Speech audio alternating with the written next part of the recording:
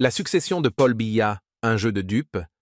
Au Cameroun, la succession de Paul Biya n'est plus un sujet tabou. On en parle de vive voix sans que cela crée une crispation. La nature a raison du vivant. L'âge que nous redoutons finit par avoir raison de nous. Les prétendants s'impatientent et fourbissent leurs armes.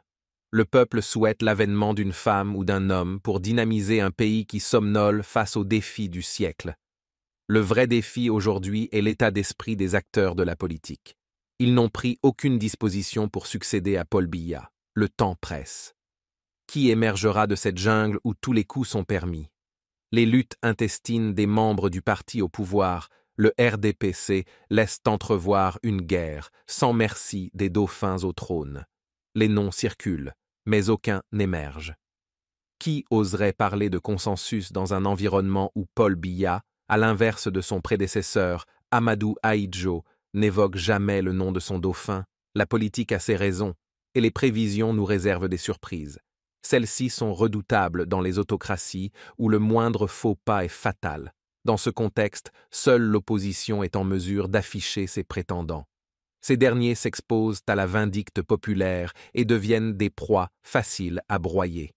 Ce jeu de dupes est encouragé par le parti au pouvoir. Il permet à ce dernier de faire exploser l'opposition qui s'entre-déchire, offrant au public un piètre spectacle. Mais ne nous leurrons pas. C'est de bonne guerre. La hache de guerre est déterrée. Trop tôt, me direz-vous. Le piège est pernicieux et redouté car il permet aux putatifs d'entrer dans le jeu et de semer la confusion. Le suspense est alors à son comble. Seul Paul Biya, détenteur de la vérité première, tire les ficelles. Et pour qui? Mystère. Du côté de l'opposition, les dés sont jetés. Cependant, leur cacophonie offre du grain à moudre au RDPC.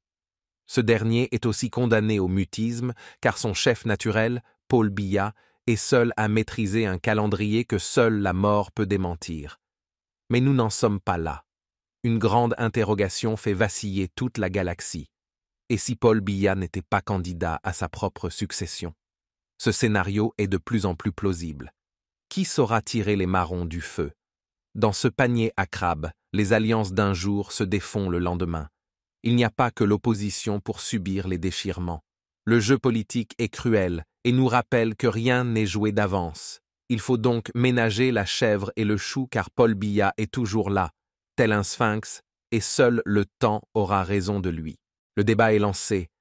Il faut bien penser à la succession de Paul Biya, mais à mots couverts pour débusquer tous ceux qui attendent leur tour sans oser le dire. Ils sont nombreux, mais il n'y a qu'une place. Qui va l'emporter en 2025? L'opinion publique ne peut souhaiter que des élections transparentes dans un pays où le flou des urnes reste à la discrétion des autorités. Le problème majeur en Afrique est celui de la gouvernance qui jusqu'ici hypothèque le développement du pays. L'opposition pourrait-elle dérouler un nouveau logiciel? Nous le lui souhaitons.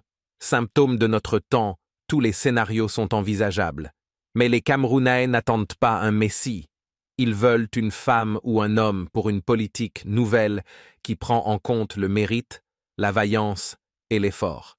Ces femmes et ces hommes existent. Il suffit de donner un coup de pied dans la fourmilière pour les débusquer. L'après-Biya est sur toutes les lèvres car son horizon s'assombrit naturellement. Sa succession serait-elle un jeu de dupes? Le temps nous le dira.